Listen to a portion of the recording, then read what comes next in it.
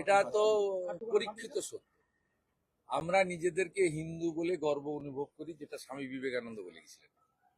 যারা সনাতন ভাবধারা, সনাতন সংস্কৃতিকে নানাভাবে গোটা পৃথিবীর সমস্ত প্রান্তে ছড়িয়ে দিয়েছেন, সেই সমস্ত মনীষীদের তাদের জন্ম জয়ন্তী, শতবর্ষ, সার্ধ শতবর্ষ ইত্যাদিতে মঠ মন্দির নানা প্রতিষ্ঠানের কর্মসূচিতে প্রধানমন্ত্রীও যান, অমিত শাহজিও যান, সকলে যান। অতএব এটা নিয়ে রাজনীতি খোঁজার কোনো কারণ নেই। হিন্দু স্বার্থ ভারতবর্ষের প্রধানমন্ত্রীর নেতৃত্বে ভারতীয় জনতা পার্টির সৈনিকরাই রক্ষা করার চেষ্টা করে। আর পশ্চিমবাংলায় বর্তমান যে অবস্থা, এই অবস্থার পরিপ্রেক্ষিতে সমস্ত হিন্দু সমাজকে একজোট হওয়ার প্রয়োজন রয়েছে। শুধু ভারতীয় জনতা পার্টিকে ক্ষমতায় আনা বা সরকার বদলের জন্য নয়, যে গীতার প্রচার প্রসার মায়াপুর থেকে গোটা পৃথিবীতে ছড়িয়েছে। আজকে অমিত শাহজি তার বক্তব্যে বলেছেন যে আমি ভারতীয় জনতা পার্টির সর্বভারতীয় সভাপতি হিসেবে এবং স্বরাষ্ট্রমন্ত্রী হিসেবে বিভিন্ন রাজ্যে আমি যাই, সেখানে এক একটা রাজ্যে একাধিক ভাষাও রয়েছে। তার বিভিন্ন ভাষায় গীতা, তার মুদ্রণ এবং প্রচার, এটা ইসকনের দ্বারাই হয়ে এসছে, তিনি প্রকাশ্যে বলেছেন। এবং তিনি বলেছেন যে ভারতবর্ষের যশস্বী প্রধানমন্ত্রী নরেন্দ্র মোদী যখন কোনো ফরেন ডিগনিটারিজরা আসেন, president, prime minister, external affairs মিনিস্টাররা দেশে আসেন, তাদেরকে গীতা দিয়ে তিনি স্বাগত জানান। তাই স্বাভাবিকভাবে গীতাতে একটা বড় কথা লেখা আছে, ধর্ম রক্ষতি রক্ষিত। ধর্ম রক্ষা করার সময় এসেছে বাংলার হিন্দুদের। ধর্ম রক্ষা করতে গেলে এখানে হিন্দু স্বার্থ যারা রক্ষা করে তাদেরকে ক্ষমতায় আনতে হবে। নইলে 550 কিলোমিটার সীমান্ত, বাংলাদেশ সীমান্ত বেড়াও দেয়া যাবে না, আর এই মৌলবাদী জঙ্গিবাদ জামাতের অনুপ্রবেশও রোখা যাবে না।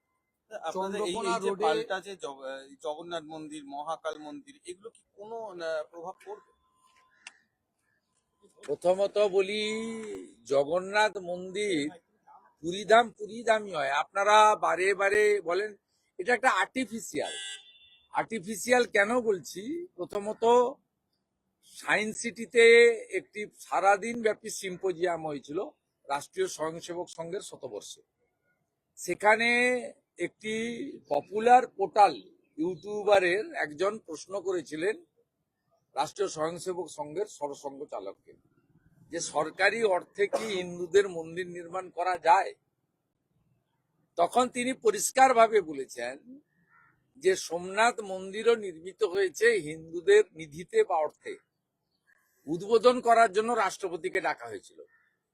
অযোধ্যার রাম মন্দিরও নির্মাণ হয়েছে হিন্দুদের নিধিতে, উদ্বোধন করার জন্য প্রধানমন্ত্রীকে ডাকা হয়েছিল।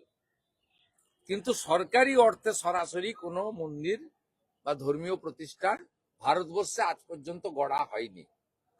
এই কথার মধ্য দিয়ে সিগন্যাল তো ক্লিয়ার। আমি একাধিকবার এমপি এমএলএ হয়েছি, আমার এমপি ল্যাড বা এমএলএ ল্যাডের টাকাও আমি কোনো মন্দির, মসজিদ বা কোনো ধর্মীয় প্রতিষ্ঠানে দিতে পারিনি, কারণ ভারতবর্ষে সরকারি অর্থে মন্দির নির্মাণ বা ধর্মীয় প্রতিষ্ঠান নির্মাণ করা যায় না। সেই কারণে মমতা বন্দ্যোপাধ্যায় কালকে বলেছেন আমি 440, উনি 420।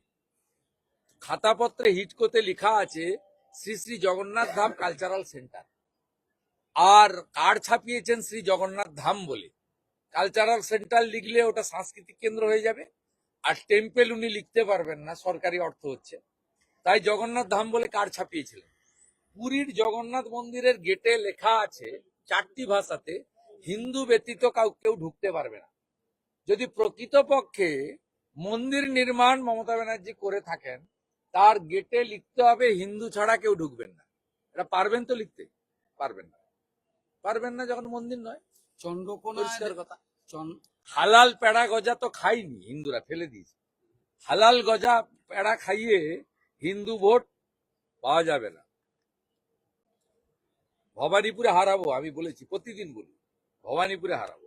সুবিধা আজকে আই5 মামলা সারা রাজ্যের মানুষের নজর ছিল, একবার কম্পিটিবল মামলা আবার সেই 18ই মার্চ। ঠিক করছে, আটঘাট বেঁধে করছে।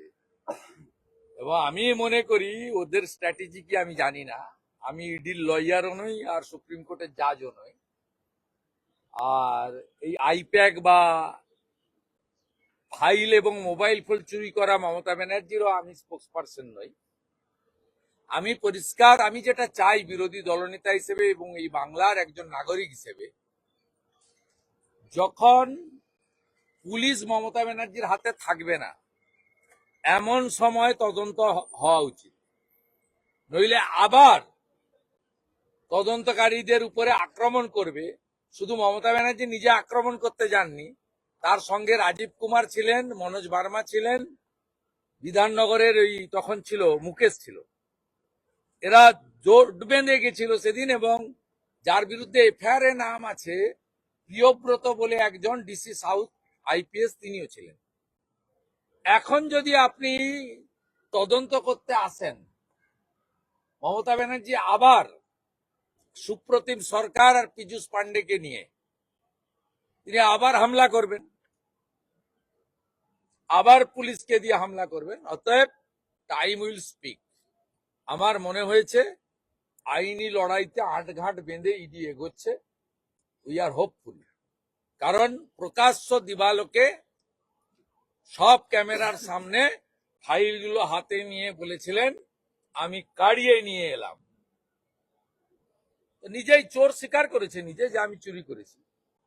অতএব আজকে যদি আমার বাড়িতে 3বার সিআইডি পাঠিয়েছে, আমি বাড়িতে থাকি না, আমার বাবা মা ওকে চা বিস্কুট খাইয়েছে, ফিতা নিয়ে গেছিল মাপতেও দিয়েছে, তা আমি যদি সিআইডির অফিসারকে চাঁটি মারতাম তাহলে আমি কি বাইরে থাকতাম? এ দেশের আইন সবার জন্য সমান, এক যাত্রায় পৃথক ফল হতে পারে না। অন্য লোকের ক্ষেত্রে যা হয়েছে, যেমন শাহজাহান ইডির উপর হামলা করেছে, জেলে পড়ছে, মমতা ব্যানার্জিকেও একইভাবে আইনের আওতায় আনা উচিত। সেটা কবে হবে, কখন হবে, টাইম উইল স্পিক। শাহজাহানের ক্ষেত্রেও সময় লেগেছিল, মমতা খালার ক্ষেত্রেও টাইম লাগবে। আচ্ছা, চন্দ্রকোনায় একটি ছেলেকে গেছে গোটা পশ্চিমবঙ্গ দেখেছে যে সে গেরুয়া পতাকার উপরে থুতু ফেলছে। হ্যাঁ, থুতু ফেলেছে, ওরা একটা জিহাদির বাচ্চা, ওর নাম আমি প্রকাশ করেছি, ভিডিও গুছিয়ে রেখেছি। মে মাসে বিজেপি সরকার এলে যোগী আদিত্যনাথজির মতো ওই জিহাদির বাচ্চাকে শুকনো লঙ্কা জ্বালিয়ে ধোঁয়া ওর নাকে ঢুকাবো। উত্তরপ্রদেশে যেমন সোজা করেছে সব জিহাদিকে যোগী আদিত্যনাথ, পশ্চিমবঙ্গে গেরুয়া ধ্বজের উপর যে থুতু ফেলেছে তার সেই শাস্তি হবে।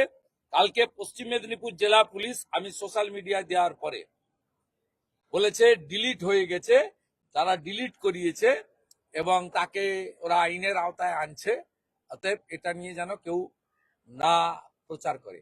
আমার বিজেপি পরিচয়ের আগে আমি হিন্দু বাড়ির ছেলে, হিন্দু স্বার্থ রক্ষা করার জন্য আমার পরম পবিত্রময় গেরুয়া ধ্বজকে রক্ষা করার জন্য যা করার করব, এটা নিয়ে কোনো দ্বিধাদ্বন্দ্বের কারণ নেই। কমিশনের বিশেষ পর্যবেক্ষককে আক্রমণ করেছেন অভিষেক ব্যানার্জি।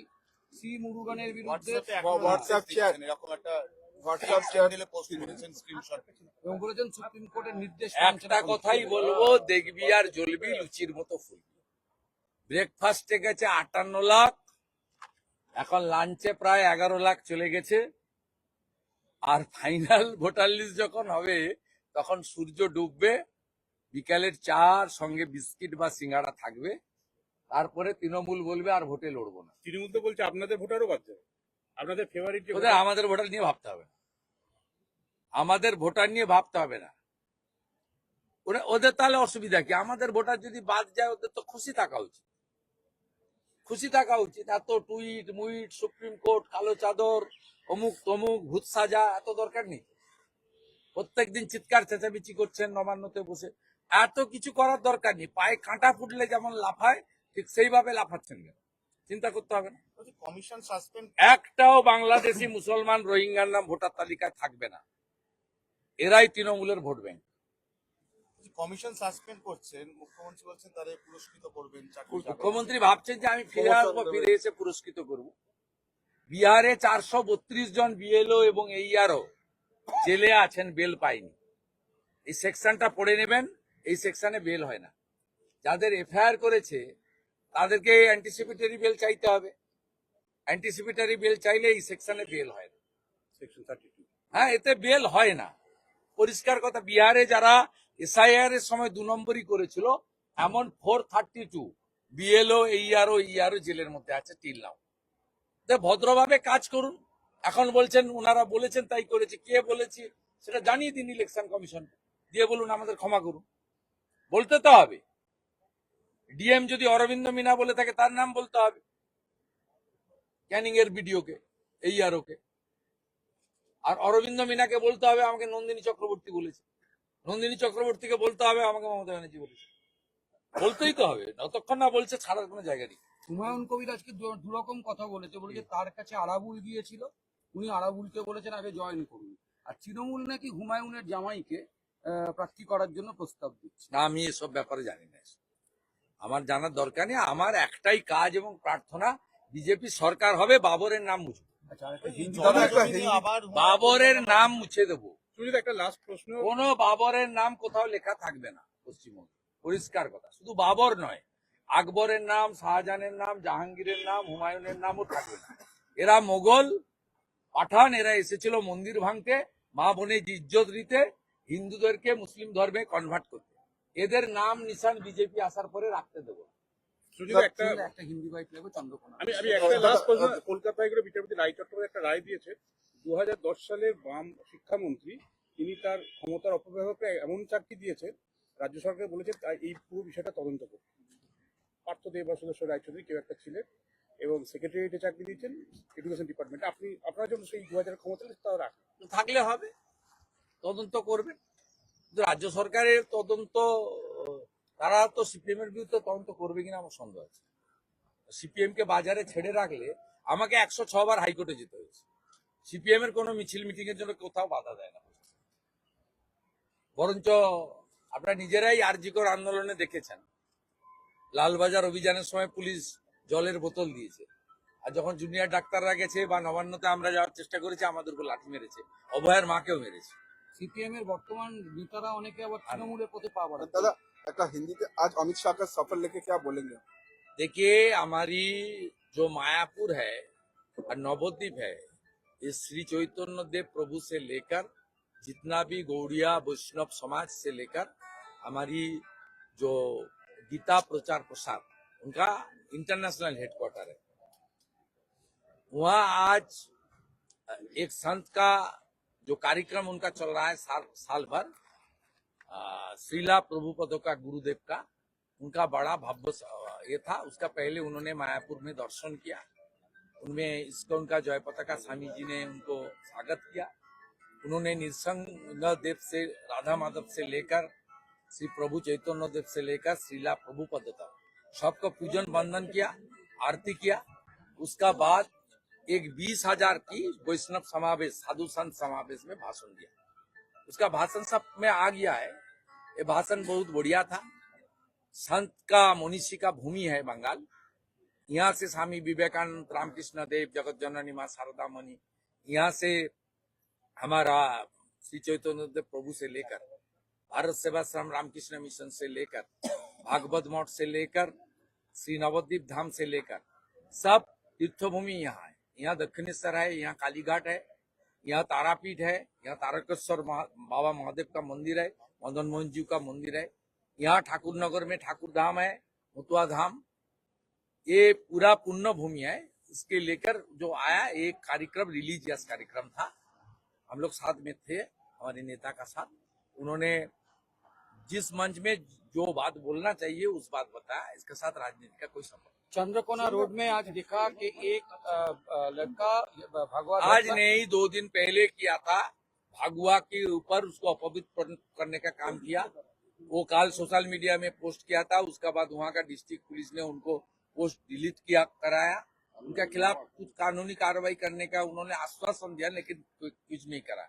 यहाँ हिंदू देव देवी, हिंदू ध्वज, हिंदू मंदिर और हिंदू साधु संत से लेकर गीता डिस्ट्रीब्यूशन के ऊपर भी आक्रमण होता है।